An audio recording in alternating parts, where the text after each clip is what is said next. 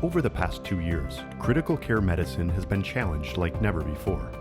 Hospitals were flooded with intensive care patients at many places, and equipment was needed in large numbers to care for COVID patients. MEDICA 2021 will show the effects that the 2 pandemic years have left on the industry.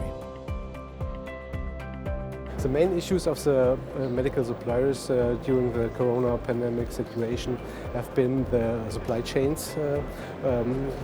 To get all the materials we need to produce it, a huge amount of ventilators we need to supply to the local markets. In Corona, of course, like anybody else, we have been hit very bad. And initially we were paralyzed like anybody else too. But then we just reconsidered what is it that we actually had not been able to achieve for a very long time. And these were much needed improvements on internet-based services. So our machines are now in a position to much better communicate. We can centrally display all the parameters in one nurse's station.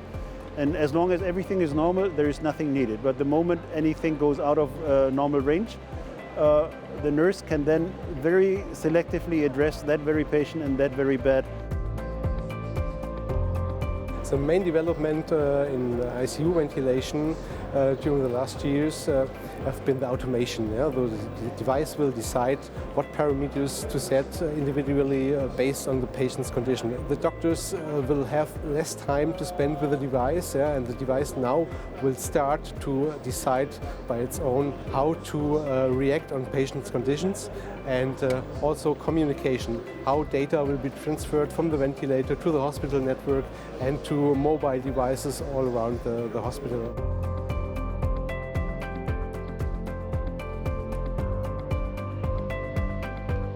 The modern ventilators, they are more and more able to recognize whether or not a patient has the intention to breathe. Rather than being ventilated forcefully, the ventilator recognizes when the patient makes an effort to inhale, and then only the machine starts supporting.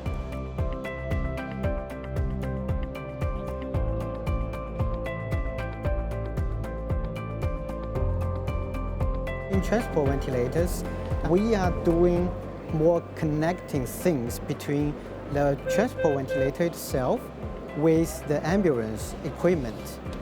And this is the critical things which we can transport some of the ventilation parameters, monitoring parameters, into, for example, IC card. And this can be simply sliding or transferred into the emergency room ventilators. So really saving the time to save the patient. So the Evo 2 device is Fisher & Paykel Healthcare's flagship product. The way the device works is it entrains room air through the back. It brings it to the humidification system. It's also got the ability to titrate oxygen through the system, so a mixture of air and oxygen is humidified, so you've got heat and moisture that's mixed to the gases, and it then goes through the heated breathing tube over here, and then that passes through to the patient through these soft nasal prongs. So the Evo 2 is for patients that are spontaneously breathing, so they have the ability to take a breath in and out themselves, whereas an intubated patient, you've got a ventilator that's doing the breathing for that patient. And the biggest benefit is that by putting this on patients as early as possible, what clinical evidence suggests is that it prevents them from escalating and having to go into mechanical ventilation, which also means that they have a better quality of life. So the Evo 2 has been a very critical tool or a resource that's been used by global health systems around the world during the COVID-19 pandemic. The device has played a very, very important role in preventing patients from, having to get sicker or moving into mechanical ventilation and keeping them off the ventilator.